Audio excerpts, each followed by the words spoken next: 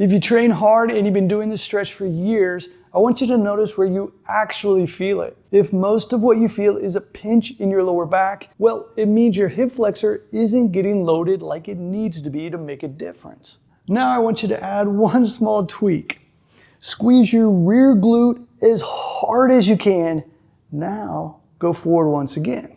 You feel how that pulls your pelvis underneath you? That's the glute taking your back out of the equation. You've got less range of motion here, but now the hip flexor is actually doing the work. I've been coaching this for almost 20 years, and here's why this works. Your hip flexor stays tight because it's weak at the end range. Your nervous system shuts that position down because it doesn't trust you to control it. Now, stretching gives you length but no control, and that's why the tightness comes back within days.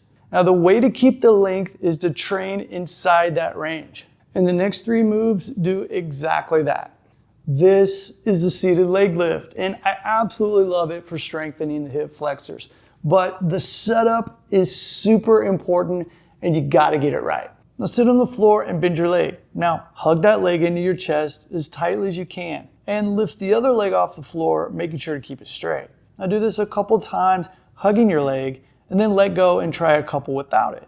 Now that hug pins your pelvis, and without it, the angle of your pelvis changes when you do the lift, and the hip flexor doesn't get the workout it should. But when you lock it down by hugging your leg there, the hip flexor is more isolated and has to do the majority of the work on its own. Now the other thing is that you really want to make sure that you keep this leg straight. So it's not a matter of trying to go as high as you possibly can, but simply keep the leg straight while you're hugging the other leg.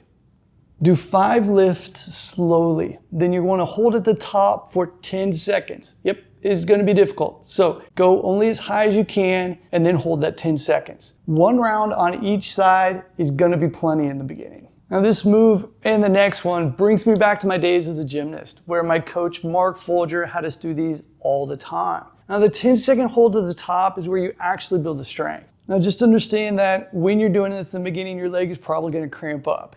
So it's going to take time for your leg to become accustomed to that.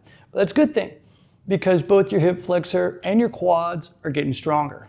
Next off, we have walking front scales. Now this changes things up because it teaches the hip flexors how to work in unison with the entire body. I want you to walk forward, and as each leg comes up, pause for 3 seconds at the highest point you can lift your leg. Now the thing to watch is the base leg, and I want you to keep it straight. Because if you bend the base leg, you're going to cheat the angle, and the hip flexor doesn't have to work as hard. Now, the bent leg is something I see when our clients do these in integral strength, and it means that you're trying to lift your leg too high in the beginning. Only lift it to the point where you can keep both legs straight.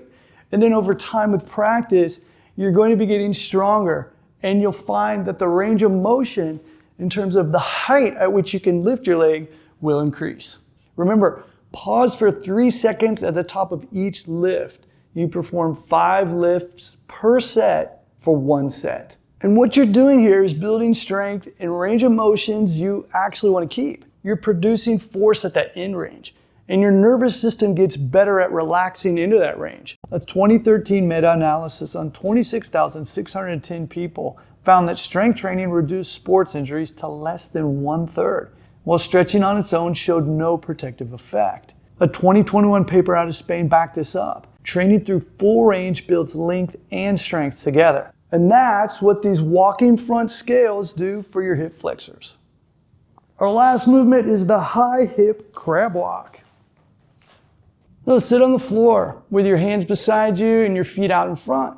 Now push your hips up off the ground as high as you can, something that's good for you, and then just hold them there. Now I just want you to walk forward, keeping the hips lifted high, and then go backwards.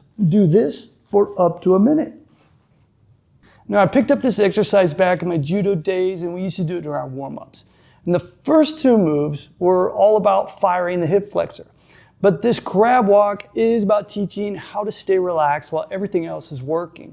Your glutes are firing, your core is bracing, and your shoulders are loaded. And your hip flexor has to sit in extension and stay relaxed. Now, if you're cramping up when you're doing the crab walk, it just means that you got to do a little extra work on the previous 2 movements. Now, here's how to use all these moves. I suggest doing them 2 or 3 times a week as a warm-up before your existing workout. Or you could even do them as a session on their own, done on a day that you're not training. Start with the kneeling lunge, and you want to do 5 pulses and hold the end range for 20 seconds. Do that on both sides for 2 rounds total. Then you'll move on to the seated leg lifts, doing 5 lifts with a 10-second hold at the top, and just do that for 1 round. Then 5 walking scales each leg with a 3-second hold at the top for 1 round. Then you can finish off with a crab walk for up to 1 minute for 1 round. If the crab walk felt awkward for you, that's the next movement you need to practice. Don't worry, I break it all down in this video.